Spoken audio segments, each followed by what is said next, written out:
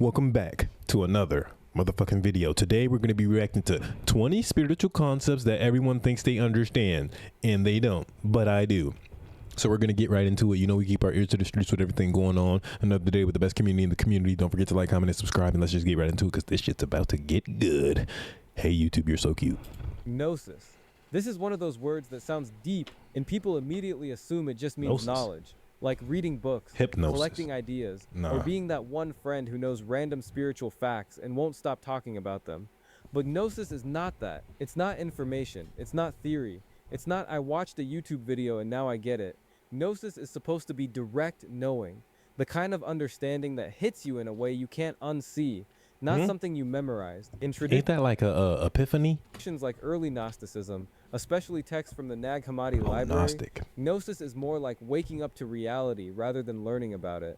It's the difference between reading about fire and actually getting burned. A realization? One is secondhand, the other is undeniable. Gnosis is supposed to feel like that. Personal, internal, and almost impossible to fully explain to someone else without them experiencing it themselves. So basically, Gnosis is less about gaining something new and more about realizing something that was already there, just unnoticed. It's not flashy, it's not always dramatic. Sometimes it's subtle, like a shift in how you interpret your own thoughts, your reactions, your identity. And once it clicks, you don't need to convince anyone.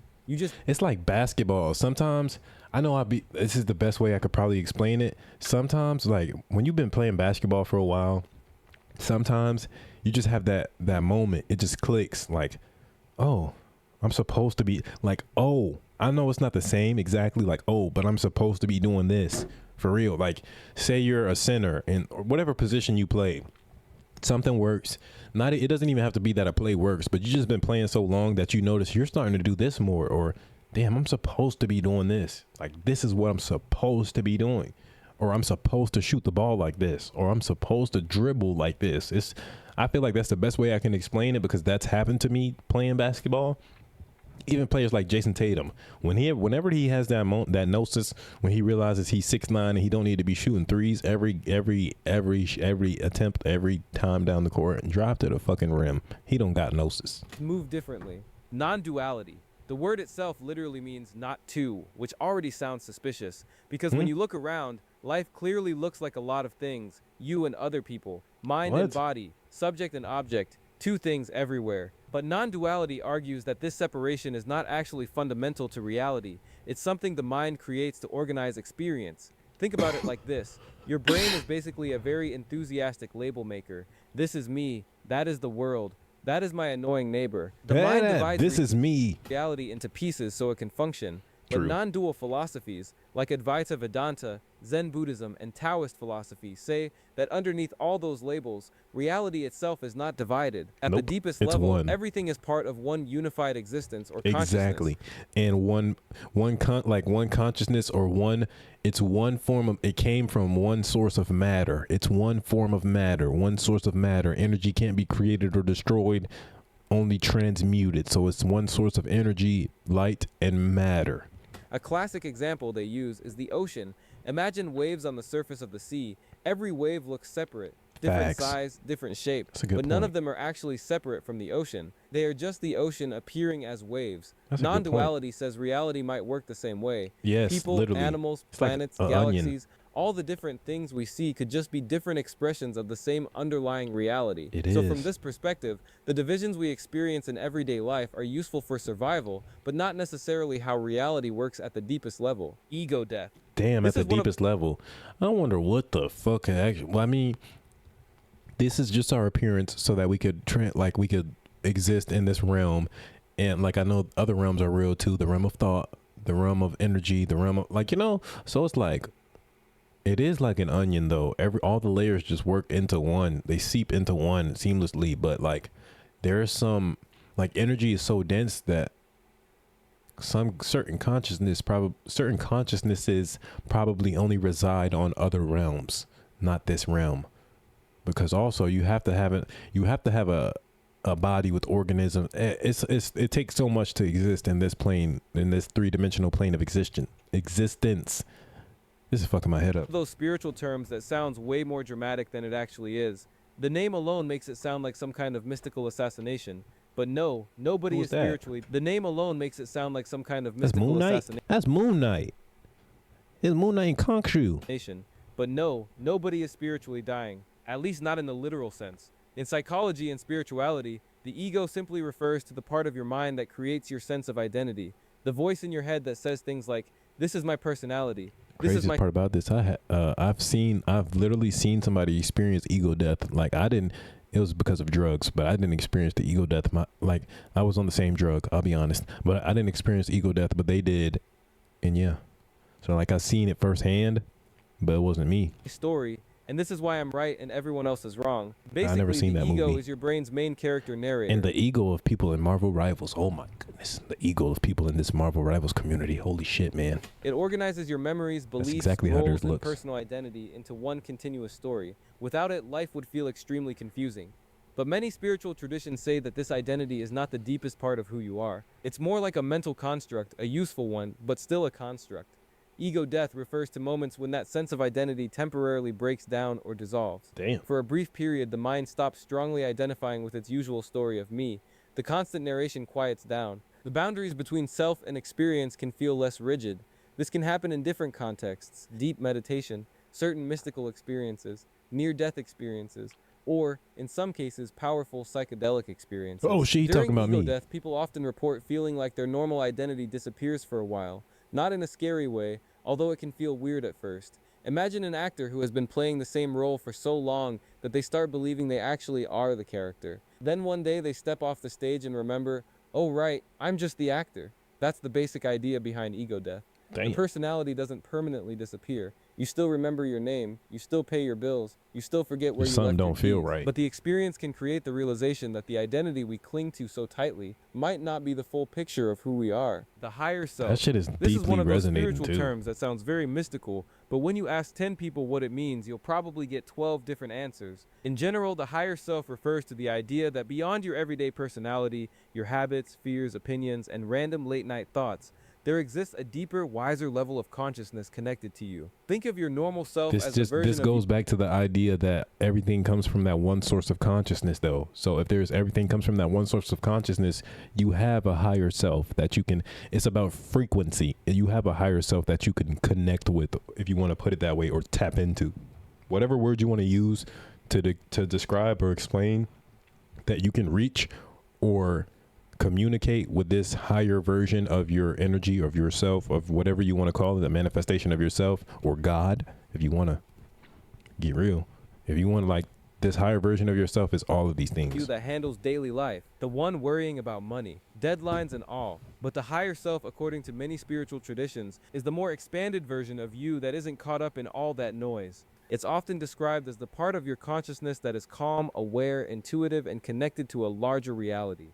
You can find this idea in a lot of different philosophies.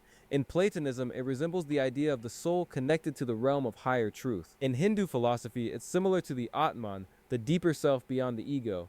Different languages, same general idea. Your everyday personality might be like the player character in a video game. The higher self is more like the player holding the controller. The character is running around the map, worrying about enemies and missions. Facts. Meanwhile, the player is sitting on the couch The seeing the entire engineer. game screen. Spiritual awakening. Higher self This is one of the most the higher talked self about is the engineer. Your body is the train.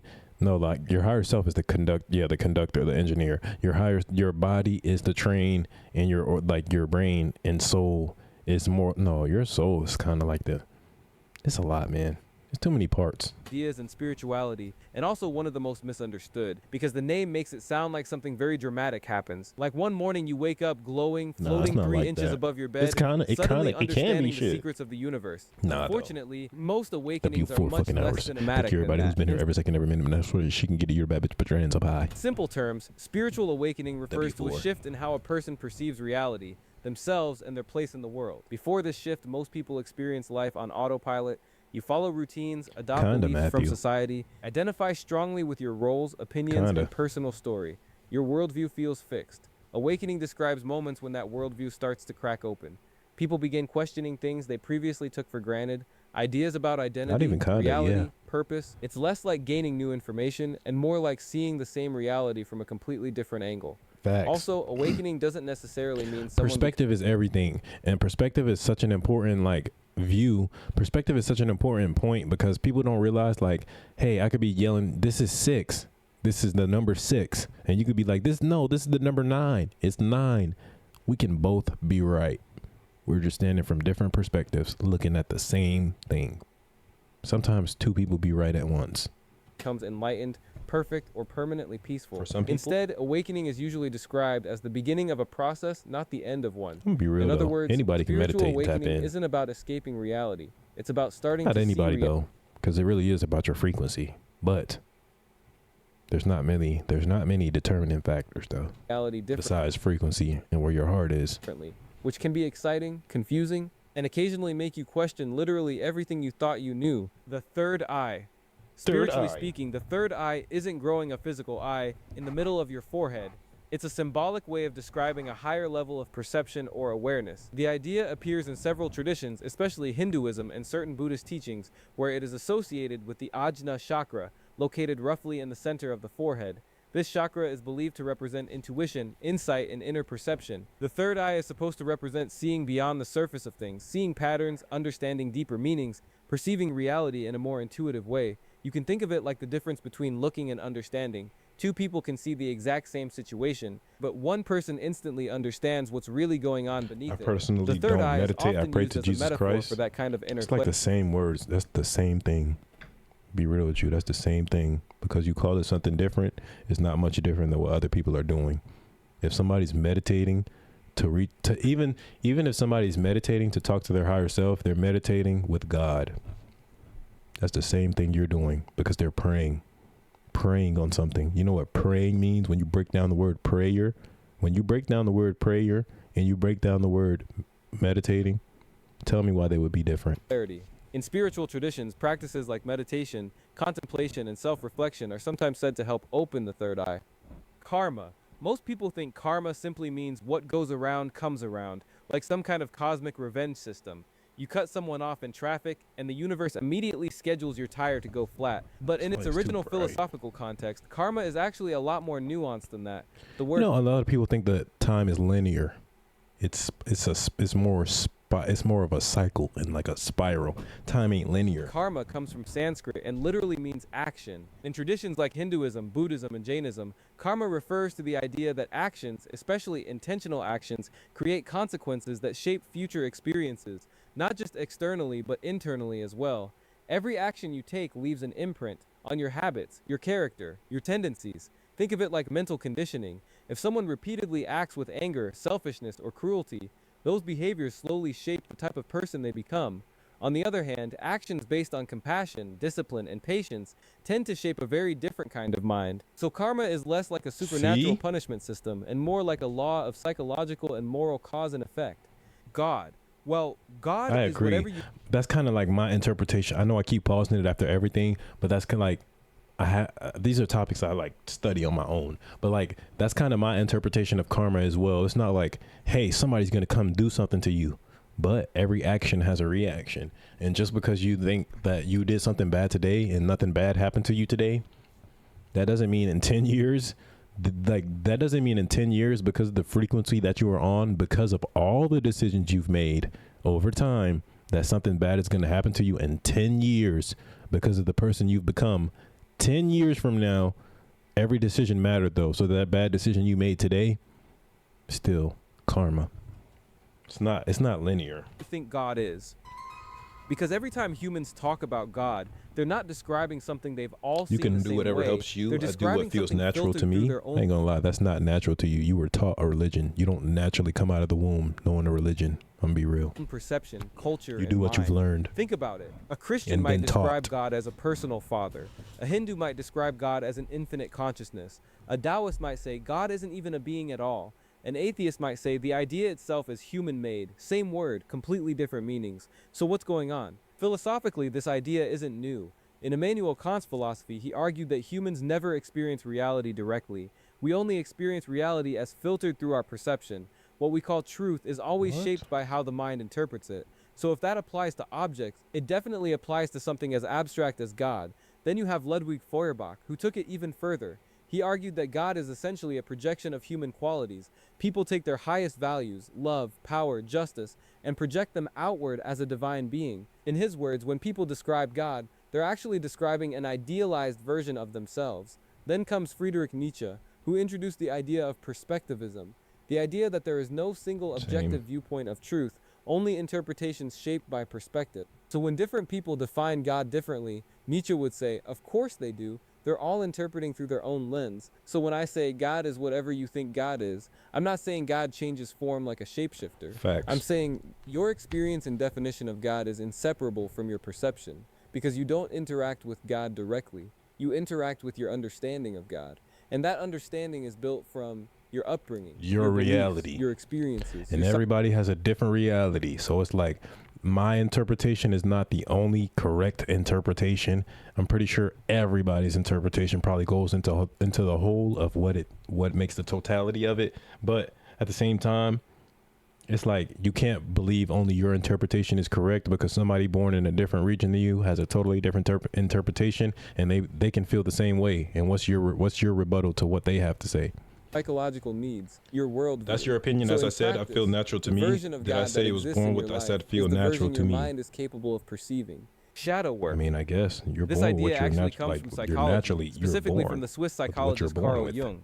It's not Jung used natural if you've been taught. the term shadow to describe the parts of our personality that we hide, suppress, or reject. These are traits, emotions, or impulses that don't fit with the image we want to have of Like, ourselves. there's certain things that Anger, are natural to jealousy, you to breathe. insecurity, selfishness, sometimes eat. even talents or desires we were told were unacceptable. Instead of acknowledging these parts, people often push them out of conscious awareness. Basically, the mind goes, yeah, we're just going to pretend that part of me doesn't exist. Doesn't mean he can But chase the thing you. is, Going to ignoring the shadow doesn't make it can be disappear. anyone. He can change It just means it his starts parents, he can do influencing that. your behavior from the background. Like, For I agree. example, I think someone who everybody's believes I they think are all- everybody's interpretation would go into what would make the whole of it. Nobody's gonna have a full understanding. Everybody's gonna have bits and pieces. always calm and nice might secretly suppress their anger, but that anger might still come out in indirect ways. Shadow work refers to the process of recognizing and integrating these hidden parts of the personality, not to justify harmful behavior, but to become more aware of what is actually happening inside your own mind. Collective consciousness. This means So it's not natural of you to eat because you were taught how to eat. You weren't necessarily taught how to eat, though. You were fed. You were taught what to eat. You weren't taught how to eat. Nobody taught you to chew. Nobody taught you to swallow. You didn't get taught to swallow. It's natural. Your body naturally does these things without you. You can't control them right now. Like, yeah, you choose what you eat now because you've learned over time. But naturally, whether like your body's gonna, like, crying is natural. You're gonna naturally cry because you're hungry. Your body wants to feed itself. Your DNA naturally does stuff for you. But the information you came into over time is not natural. It's been taught to you. your thoughts are not entirely your own. Think about how Like, you there's see the so world. much stuff that, think about it. There's so much stuff that you know right now. If nobody ever mentioned it to you, you wouldn't even be able to talk to me about this. For real. You wouldn't be able to talk to me about this person or that person unless it was taught to you, because you don't know them. Somebody had to. It's not natural to know somebody that you've never met. You don't know anybody you never met right now. Child? What?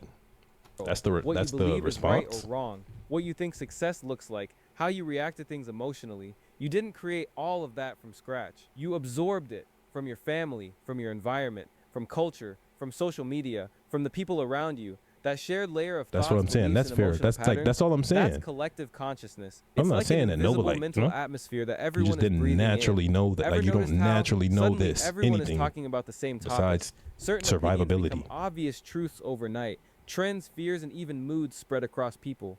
That's not random. That's people tapping into the same pool of ideas. But it goes deeper, because it's not just ideas, it's also emotions. Fear can spread through a population. Sex Excitement game. can spread. What? Anger can spread. One event happens and millions of people What? feel something similar at the same time. It's like people are more connected mentally than they realize. Now here's the part that makes it interesting. If your mind is influenced by this shared field, then some of your thoughts are not coming from you. They're coming from what you've been exposed to. So when you think, this is just how I am, it might actually be, this is what I've been conditioned to think. This is literally what we're talking about. This is literally what we're That's why talking awareness about. I am. It might. They're coming from what you've been exposed Even to. what I think. So when you think, this is just how I am, it might actually be, this is what I've been conditioned to think. That's why awareness matters, because once you realize this, you can start asking, is this really my belief? Or did I pick this up from the world around me? That's So in literally one what we're clean talking about. line, collective consciousness is the shared mental and emotional environment that shapes how people think, feel, and see reality. Manifestation. You've seen it everywhere. Think it and it will come. Visualize your dream life. Act like you already have it. It sounds powerful. Almost like you can just sit down, imagine a Ferrari. I feel like and people the universe definitely will have the start wrong checking delivery perception of options. this too. That's the popular version. And it's a bit misleading. The real idea behind manifestation is simple. Your thoughts influence your actions. This is the same. This would be, watch, what he's going to say is this is similar to praying. That's why when you break down words, our language of English is so bare. It's so bare. You use the words the same way you use them every day when they have such a deeper meaning in different contexts. And this would be the exact point. Bro. Fleeting. The real idea behind manifestation is simple. Your thoughts the same thing as influence your meditating and actions, praying. your actions influence your results. So if you believe something is possible, you're more likely to act in ways that move you toward it. Not because the universe is magically rearranging itself, but because you are. Now here's where people get it wrong. They think manifestation is just about thinking. So and it ends there. Nigga, no. They're visualizing, affirming, repeating phrases like they're trying to convince reality to cooperate. Meanwhile, nothing is actually changing in what they do. And then when it doesn't work, they either blame themselves or say, I didn't believe manifesting doesn't which is work. A very creative That's way what they of say. turning imagination into Manifesting pressure. not real. The truth is, manifestation without action is just daydreaming. Your mindset What did they say? What they say? Faith without works means nothing. It's like, bro, it's literally like all this stuff that you read when you study when you start to study a couple of religions, you'll see it's all similar, and then you'll see what words is like what words is remixed. It's all the same. Yes, but it matters because it shapes your behavior. If you see opportunities, you take them. If you believe you can improve, you try. If you think everything is pointless, you don't move at all. There's also another side people ignore. Sometimes you can think positively, visualize clearly, and still not get what you want. A lot of people do think that if you just think about it, it's supposed to work. Reality involves other factors: timing, circumstances, other people. The universe is not your personal assistant. The only difference is you got to figure out what was changing and what is actually real. Is this. It's not about controlling reality with your thoughts. It's about aligning your thinking with your actions so you actually move in a direction. That's why I would be like, that's why I'm telling you, like, the best thing for you would be to study as many of the religions as you can and see what's similar, because a lot of stories do align, timing, stuff like that, but it would make it easier for you to feel like you see what's changed as well, because you'd be like, hey, this one doesn't have this story, or hey, these all have this story in it, so I'm pretty sure this happened, and they all have this and this, but they don't seem to have this, or like one or two don't seem to have this. So it's not even to say that those one or two are not, because if it's a couple of times, you know. The idea is simple on the surface. Before you were born, your soul supposedly sat down somewhere in the universe and signed a few agreements. Like, with who? Yeah, Who? Give my contract back, bitch. Growth, a little character development, and one Never mind. extremely confusing relationship. And now you're here, living out the contract. According to this belief, the people you meet, especially the intense ones, are not random. They're part of a plan. So that one person who changed your life, broke your heart, then came back, yeah, apparently that was scheduled. That's why people use soul contracts to explain difficult relationships. I hate her. The toxic partner, the friend who betrayed you, the situations that made you question everything. They did that on purpose. Instead of saying, I made a bad decision, it becomes, this was part of my soul's journey, which is a very spiritual way of saying, I'm trying to make sense of this mess. Now, whether this is literally true or not is another discussion, but psychologically, it does something powerful. It gives meaning to pain. It turns random, frustrating experiences into something that feels intentional. And honestly, that's comforting, because this has do you know what's funny? It doesn't matter how long a story goes. There's a man who's been talked about for centuries, and still to this day, people are still talking about it. Because if everything is a soul contract, then suddenly you're stuck. That indeed is true. Maybe I'm supposed to suffer here. And now you're in a bad situation holding on like, let me just complete this spiritual assignment real quick. Meanwhile, your peace is gone. A more grounded way to look at it is this. Whether or not you agreed to anything before birth, some experiences in your life do force growth. Certain people will challenge you, expose your patterns, and push you to change, not because it was written in some cosmic contract, This but look like because Family that's Guy. how life works. So instead of asking, was this destined? A better question is, what am I learning Nah, from Matthew. this? I'm That good on keeps you aware superpowers. without trapping you in something unhealthy. Vibration. You've heard it everywhere. Frequency. Raise your vibration. Protect your energy. It sounds deep, but most people don't actually know what it means. At its simplest, vibration is just your emotional and mental state. It's how you feel most of the time, how you think, and how you carry yourself. When you're calm, focused, and clear, people call that high vibration. When you're anxious, angry, or constantly negative, they call that low vibration. Facts, Matthew. But this is where people get it wrong. I do, They think bro. high People like this word got botched. I feel like this word got botched in like 2020. People started using low vibrational and vibration. 2020, like around COVID, there was a big like spiritual resurgence, like spirituality resurgence, and they started using like trigger words and shit. And I feel like this is one of the word consciousness. It was a couple words that was like super fucking popular. This is one of them. And I feel like they just botched the meaning of vibration and frequency, and people just really don't understand what it really means. High vibration means being happy all the time. So they start forcing positivity, ignoring their real emotions, pretending everything is fine even when it's not. That's not high vibration, that's avoidance.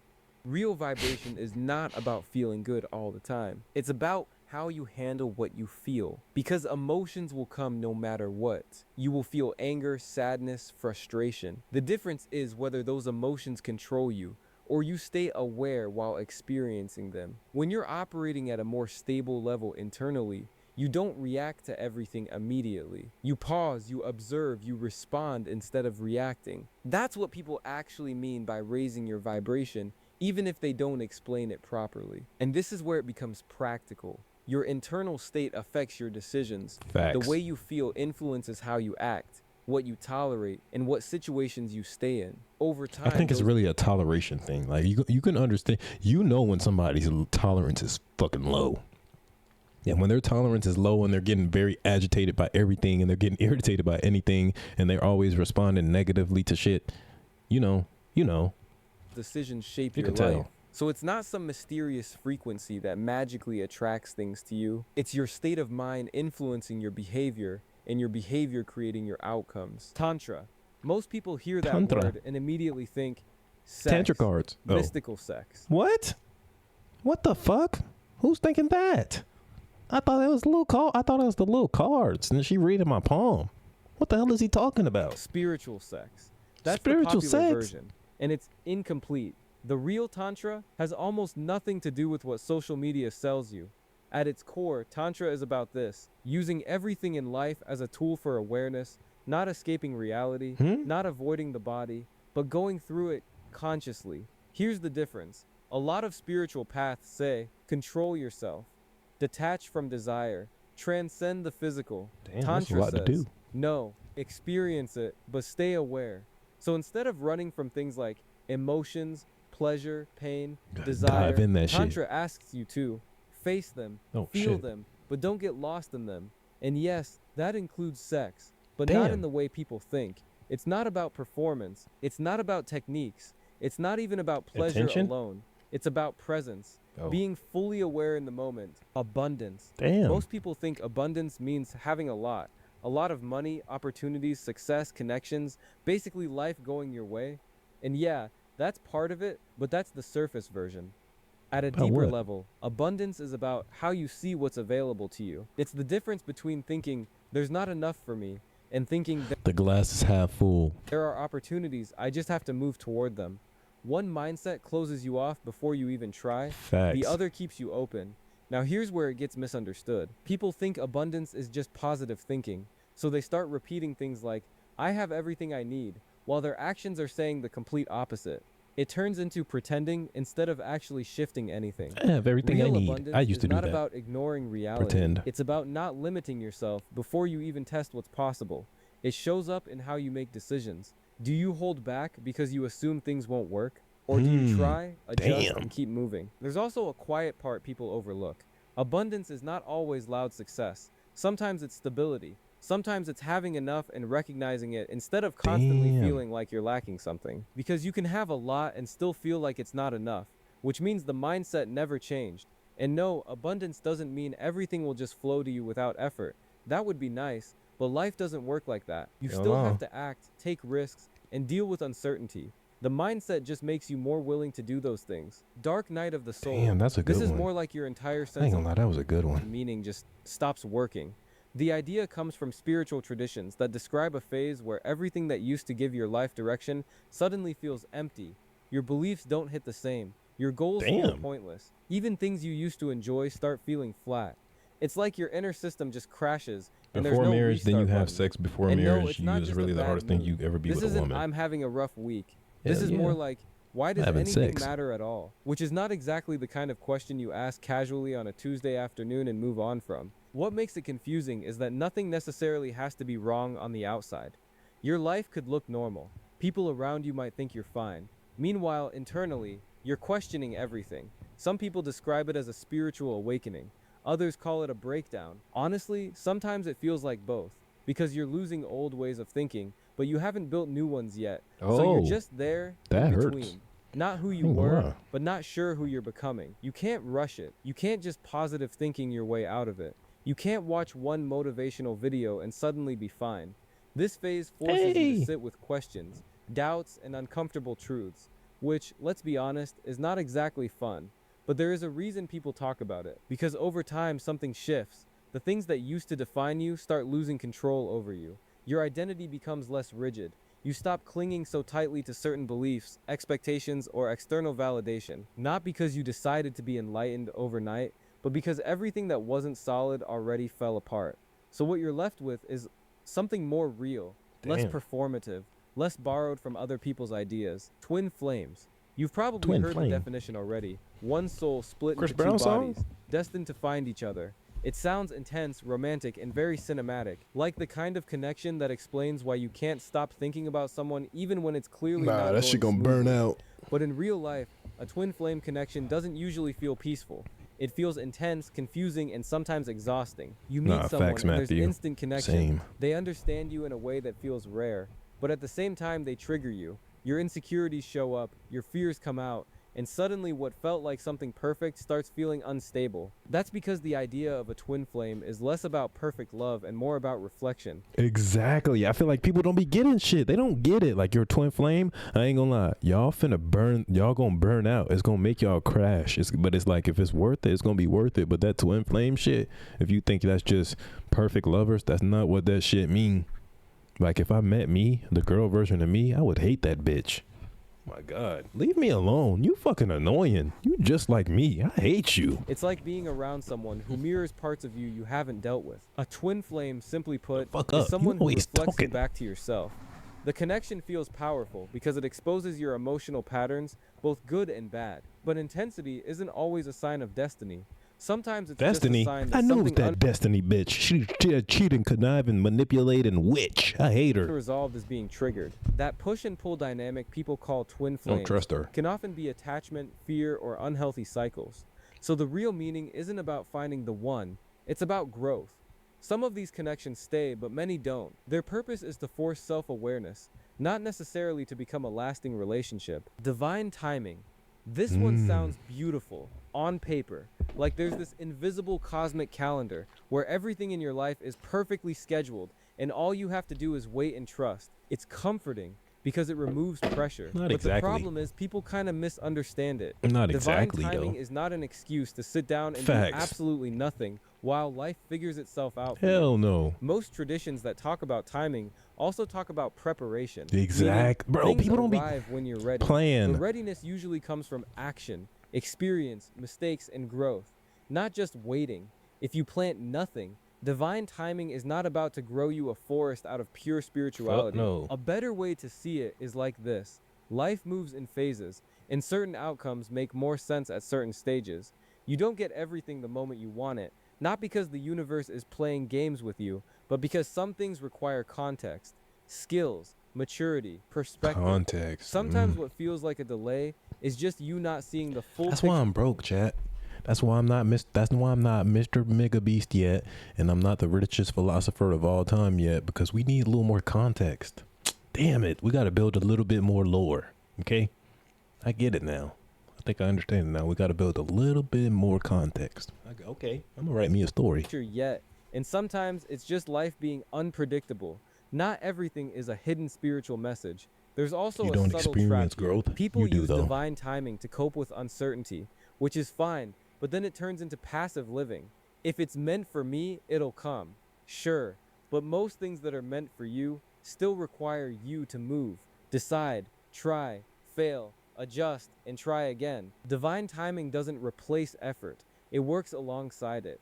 Think of it less like destiny dropping things in your lap and more like doors appearing as you Damn, walk. that big ass brick. If you don't walk, you don't even see the doors. So at its best, the idea of divine timing helps you relax a bit.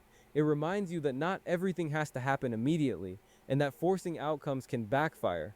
But at its worst, it becomes a very spiritual sounding way of procrastinating. So the balance is simple. Move like your actions matter, but stay open to the fact that results don't always show up on your schedule. That gap between effort and outcome, that's where people like to insert divine timing. Spirit guides. A lot of people take the idea way too literally, like there are actual figures standing next to them 24/7, whispering instructions. In reality, many interpretations see spirit guides less as physical entities and more as symbolic ways of describing intuition, inner wisdom, or subconscious guidance. Not something you hear like a voice note, more like a quiet nudge you almost ignore. Even in esoteric systems like theosophy, the idea of guides isn't always about random spirits floating around helping. And it doesn't have to be like, and I feel like people think it's an overwhelming sensation. It's really not. It'd be that urge that you avoid. Dead ass. That urge that you keep avoiding, that's your spirit guides, king. Or it's like they're like nudging you in the back in your mind, like, go, do it. And then you be like, no, I'm not gonna do this today. What the fuck? Don't be listening to them. That's crazy. People just think it's like this. Like these people are there gonna yell at you. Take your headphones off. Hey, don't forget to renew your library card. It can be higher aspects of consciousness, archetypal forces, or structured levels of awareness. Now here's the problem. Once people believe in spirit guides, everything becomes a message. Every coincidence, every thought, every feeling suddenly means my guide is trying to tell me something. And sometimes, sure, but other times, it's just your brain doing what brains do, making patterns, reacting to emotions, filling in gaps. Pattern Not every recognition. random thought is a spiritual hotline. There's also the dependency issue. If you start relying on guides for every decision, you slowly stop trusting your own judgment. And that's ironic, because most interpretations of guidance are actually pointing you back to yourself, not away from it. The idea isn't to replace your thinking, it's to refine it, to make you more aware, not more dependent. Inner child That's a good healing. point. The inner child is basically a way of describing the emotional patterns you developed when you were younger, the fears, reactions, habits, and beliefs you picked up when you didn't fully understand the world yet. I ain't gonna lie, I still be doing this. Like when I'll be talking or whatever, but like when I hear a loud noise that's unexpected, say it happens like behind me or something, when I hear a loud, or like it's far away, like in the same room as me, but it's not near me and I didn't see something fall or whatever, that shit fucks me up every time. Like it fucks me up, throws my whole equilibrium off. I don't know. I don't like shit like that. With something like glass breaks or something and I'm talking to somebody or something. Oh my God, bro. Those patterns don't just disappear when you grow up. Like since a kid, I've been you. like that. The way you react to rejection, the way you handle conflict. I get rejected pretty easy though. I handle this good. I've been getting rejected my whole life. I'm good at this. I'm super good at this. Trigger you for no obvious reason. That's usually not random. It's learned. Inner child healing is about noticing those patterns and tracing them back. For example, if small criticism hits you way harder than it should, there's usually a story behind that. And healing doesn't mean blaming the past forever. It means understanding it so it stops controlling your present. Damn, it's uncomfortable. I mean, you're not just remembering today. good moments. You're facing things you avoided, minimized, or didn't fully process. And sometimes you realize certain behaviors you thought were just your personality are actually defense mechanisms you built years ago. That can mess with your sense of identity a bit. Another misunderstanding is thinking healing means becoming overly emotional or fragile. It's actually the opposite. It's about becoming more stable because you understand yourself better. Instead of reacting automatically, you start catching yourself in real time. You notice the trigger, you recognize the pattern, and you choose differently. That's where the real change happens. Not in the journaling, but in how you act after you've understood. Damn. W video. I ain't gonna lie. He broke those down really amazingly. Like, I don't know. I ain't gonna lie. We're gonna have to like and comment and subscribe on his videos. I really enjoyed that, and I want to watch more of his stuff.